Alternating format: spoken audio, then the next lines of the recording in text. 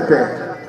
मैंने बहुत संयम रखा है, मैं कभी नहीं बोलता ऐसे लोगों के बारे में। और आज चुनाव करा लो, 1 लाख से ज्यादा वोट है या नहीं है बताओ भाई, थोड़ी आती है।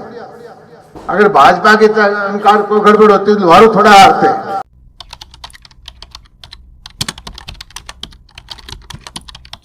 भारतीय जनता पार्टी जिंदाबाद, भाजपा जिंदाबाद। आज हमारा ये विशाल सम्मेलन अटल जी को सम्मान देने के लिए किया गया है।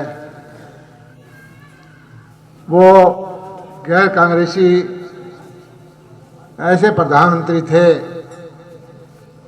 जो 3 बार प्रधानमंत्री रहे, एक बार 13 दिन के लिए, एक बार 13 महीने के लिए और फिर पूरे 5 साल के लिए। और पहली बार उन्होंने शासन चलाया, इतनी पार्टियां साथ ली। लोग कहते थे कि भाई इतनी पार्टी मिलकर साथ शासन नहीं किया जा सकता, उन्होंने वो करके दिखाया। भारत में कोalition गवर्नमेंट की नींव जो है उन्होंने रखी, बड़े अच्छे अच्छे काम किए। कारगिल के वक्त में हुआ, पाकिस्तान को आईना दिखाया उन्होंने, और हमारे सैनिकों की सम्मान में बहुत सारे काम किए। जो वीरगति प्राप्त होते थे उनके लिए बहुत सारी राशि बढ़ाई, और सैनिक जो दाह संस्कार राष्ट्रीय सम्मान के साथ जो करना शुरू किया, अटल बिहारी वाजपेयी जी के जमाने में किया। और उनके वक्त में एक चीज कहते थे, खासकर सिलेंडर की बात थी। कांग्रेस आती थी तो सिलेंडर नहीं मिलता था, और भाजपा आते सिलेंडर, गैस के सिलेंडर की बहुतायत हो जाती थी। ये क्या चमत्कार था। लेकिन लोग कहते हैं कि भाजपा के शासन में आम आदमी को गैस के सिलेंडर खूब मिले। बहुत सारी बातें हैं उनके बारे में कहने को।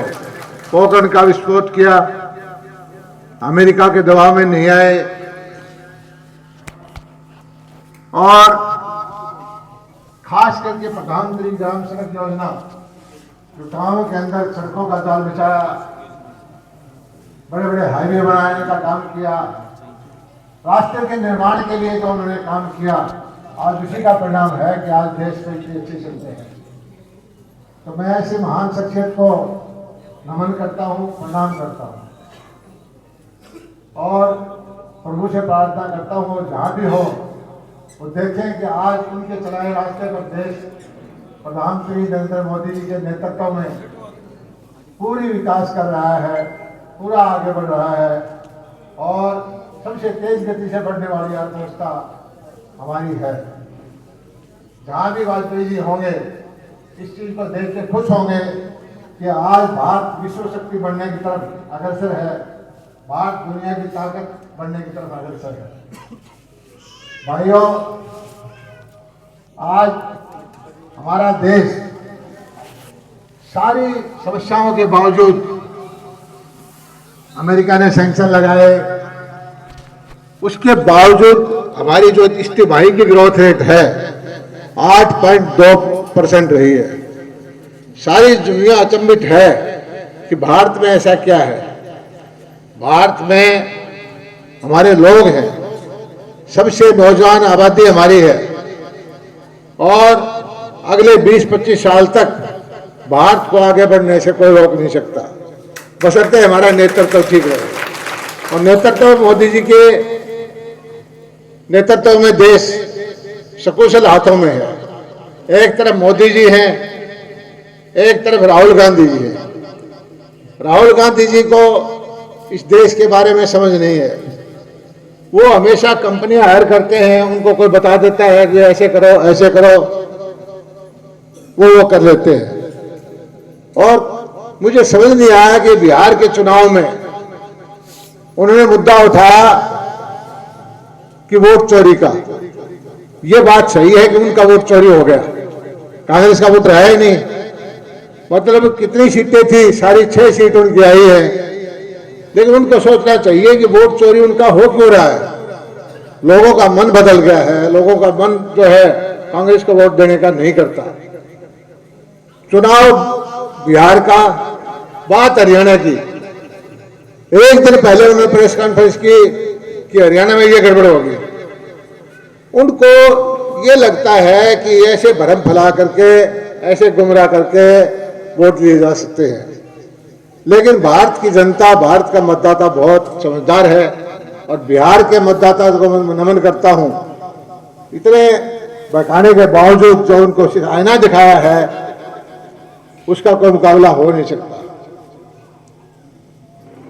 आगे आने वाले वक्त में बंगाल में, तमिलनाडु में और इधर आसाम में चुनाव हैं। मुझे उम्मीद है कि जिस तरह से बिहार में चुनाव में भाजपा की जीत हुई है, उसी तरह से इन प्रदेशों में भी भाजपा की जीत होगी और ये हमारा रथ चलता रहेगा। ये टाइम ऐसा है कि 2047 में विकसित भारत का संकल्प हमारे प्रधानमंत्री जी ने लिया है। भाजपा का इस देश में रहना बहुत जरूरी है और देश के मतदाता इस चीज को मानते हैं कि मोदी जी के नेतृत्व में जो काम हो सकते हैं उसका कोई मुकाबला हो ही नहीं सकता। तो आज चाहे कहां भी, जहां जहां भाजपा की सरकारें हैं, जन कल्याण के काम हो रहे हैं। हरियाणा में तीसरी बार आपने सरकार बनाई, जो वादे किए थे धीरे धीरे करके उनको पूरा कर रहे हैं। 2100 रुपये देने थे महिलाओं को, वो हम दे रहे हैं। बगैर सिफारिश की नौकरी दे रहे हैं। किसानों के लिए 24 फसलें खरीदने का वायदा था, वो हम खरीद रहे हैं। सब चीजें जो हम कहते हैं वो करते जा रहे हैं। लेकिन कुछ लोगों को ये समझ में नहीं आती। वो समझते हैं कुछ लोग कि भाई हम बहका के, गुमराह करके शासन ले सकते हैं। कांग्रेस को एक चीज समझना चाहिए, अगर यहां पर कोई गड़बड़ होती तो कांग्रेस की 37 सीट थोड़ी आती। अगर भाजपा की अनुसार कोई गड़बड़ होती तो लोहारू थोड़ा हारते। लोहारू हालांकि हम हारे नहीं है।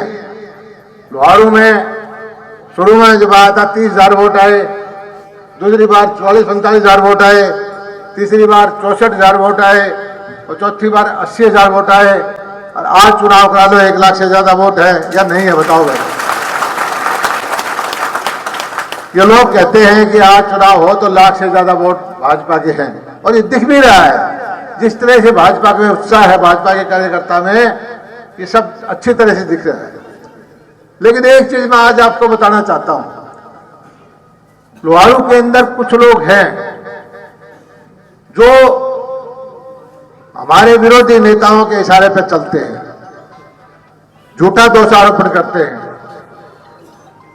झूठा एलिगेशन लगाते रहते हैं। मैंने बहुत संयम रखा है, मैं कभी नहीं बोलता ऐसे लोगों के बारे में। ऐसे लोग हैं कि चाहे गली का कुत्ता मर जाए तो भी जेपी का नाम लगा दो,